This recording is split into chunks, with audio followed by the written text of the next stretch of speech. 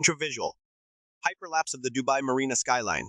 Ultra-saturated, desert sun glinting off glass monoliths. High-energy, cable news-style transition. Audio, dramatic synth pad hits hard. Aggressive, ticking clock sound effect fades in underneath narrator. VO. $150 million in today's money. That is exactly what a premier Emirati developer poured into the heart of Dubai Marina in the early 2000s. The goal? The ultimate crown jewel of the Persian Gulf. A hyper-luxury residential megastructure boasting 468 elite penthouses and condos. Every single unit was sold out pre-construction. Multi-millionaire buyers from London, Moscow, and Mumbai had already finalized their high-end floor plans. They were scheduling their private jets for a late August handover. Then, the unthinkable happened. Audio. Sound effect. Distant, low-frequency boom. Metallic screeching. In a terrifying 20 seconds, the entire top half of the glistening tower sheared straight off and pancaked to the earth. 14 migrant construction workers were crushed instantly in the cascading concrete and glass. Those wealthy buyers? They wouldn't touch their gold-plated front door keys for 4 long years. Audio, music shifts to an urgent, driving, investigative beat, narrator. To understand how a symbol of ultimate luxury turned into a structural graveyard, you have to look at the relentless pace of the United Arab Emirates property boom. In the late 1990s and early 2000s, Dubai was morphing from a sleepy desert trading port into a global playground for the ultra-rich. The site selected for this ambitious megaproject was a prime slice of land, nestled right on the newly dredged Marina waters. Just a brief drive from the Palm Jumeirah and the soaring towers of downtown, the master plan was audacious, a sprawling, mixed-use mini-city featuring luxury hotels, high-end retail malls, and a capacity for 30,000 residents. The developer was a titan of the local market, operating with the absolute, unchecked confidence of an outfit that had never missed a deadline. 2 nearby towers were already finished and packed with wealthy expats. But their third tower, a 26-story monolith of reinforced concrete, carried a fatal flaw hidden deep inside its core. Intravisual, 3D architectural wireframe animation of a tower. Highlighted flat-plate slab floors spinning slowly on screen. Audio, fast-paced, rhythmic electronic synth pulse. Narrator, VO. The tower was a 26-story monument of reinforced concrete, engineered with a flat-plate slab system. In Dubai's ultra-accelerated real estate market, this design is king. No heavy beams, no massive steel girders, just flat concrete floors resting directly on vertical columns. It is cheap, it is fast, and it allowed the crews to pour a brand new floor every 3 to 4 days. But building at this breakneck speed carries a catastrophic hidden risk. Audio, music cuts to a low. Ominous hum. Concrete does not gain structural strength instantly. It cures slowly over weeks. To prevent a freshly poured, liquid-heavy slab from collapsing under its own immense weight, construction crews use temporary vertical supports called shoring. These heavy posts transfer the immense load down through the completed lower floors until the new concrete can stand on its own. The structural engineering blueprints filed with the Dubai municipality were explicitly clear. 2 full stories of active shoring directly beneath every new pour, plus a third level of reshoring below that. At any given moment, 3 separate floors had to actively share the weight. For spans stretching over 20 feet, international engineering standards mandated a strict 10-day curing minimum before stripping the supports. Those rules were the only thing keeping the tower upright. But in the blistering desert heat of that fateful winter, a brutal construction schedule overrode engineering science.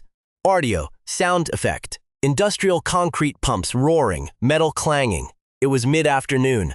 The site was running ahead of schedule, with crews aggressively pouring the 24th floor. Over 150 workers swarmed the structure. Giant climbing cranes hummed inside the core. On the 22nd floor, a subcontractor crew began stripping away the wooden formwork and shoring. The concrete floor directly above them on the 23rd level was just 4 days old. Subsequent forensic testing revealed a horrifying truth. The concrete had reached a structural strength of just 1,200 pounds per square inch. The safe design minimum? 3,000. The floor was operating at less than half the strength required to bear its own weight. let alone the massive active pour happening just one level above it. At exactly 2:30, the laws of physics caught up with the schedule. Intravisual. Shockwave graphic expanding outward from a 3D building model. The center section of the tower turns bright red and completely disintegrates. Audio, high-impact explosion sound effect, followed by a low, rumbling bass drop, narrator, VO. The collapse began on the 23rd floor in what structural engineers classify as a punching shear failure. The vertical concrete columns literally punched straight upward through the weak, undercured slab. Instantly, the unsupported floor dropped like a stone onto the 22nd floor. The 22nd floor was already compromised, its temporary shoring stripped away too soon. It never stood a chance. Audio. Sound effect, rapid-fire metallic snaps and shattering glass. The weight doubled, then tripled, triggering a top-down progressive collapse. Floor 22 crushed, floor 21. 21 smashed into 20.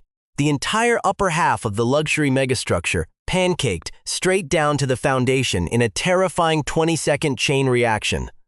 The catastrophic failure tore a 60-foot wide vertical gap right through the spine of the tower. From the Marina promenade, the luxury high-rise looked like two completely separate buildings with nothing but open blue sky between them. Debris, shattered glass, and twisted steel rebar piled 40 feet deep at the base. The shockwave was so violent that residents blocks away near the Palm Jumeirah felt the ground shake, assuming a major airliner had gone down at Dubai International Airport. Audio, mid-tempo. Serious investigative music fades in. But the real mystery wasn't the engineering failure. It was the eerie parallel to an identical disaster.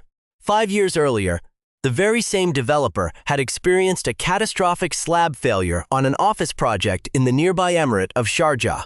In that incident, early removal of shoring caused 2 floors to cave in, killing 3 workers and injuring 29.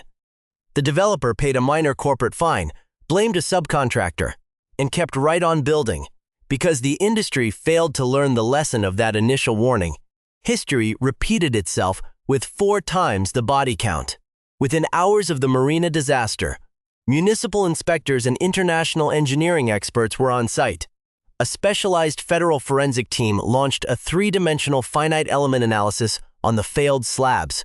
What they discovered in the rubble proved that this was no accident. It was a calculated gamble with human lives. Travasual. Night footage of the disaster site under blinding white floodlights. Emergency response vehicles with flashing lights surround a massive mountain of pulverized concrete and steel. Audio. Somber, heavy ambient synth drone. The faint sound of sirens and rescue dogs barking in the background. Narrator. VO. Among the chaos on that Friday afternoon was Rajesh Kumar, a 24-year-old steel fixer who had arrived from India just 6 months prior. He was working in a mechanical shaft on the lower levels when the disaster struck. The first sign of trouble wasn't visual. It was a sudden violent change in air pressure, followed by a deafening roar that sounded like a freight train coming through the ceiling. Rajesh and 2 of his crewmates dropped their tools and bolted for an exterior exit staircase just as the concrete behind them began to split. They made it out into the blinding dust cloud. 14 of their colleagues working on the upper levels did not. Decades later, survivors would still recount the phantom sensation of the massive structure swaying and dissolving beneath their feet. Audio music intensifies, shifting to a tense regulatory tone as darkness fell over the marina. Emergency crews from across the Emirates worked through the night with jackhammers and specialized rescue dogs. Local media headlines the next morning reported a devastating toll that would only worsen as investigators dug deeper into the 40-foot pile of twisted debris.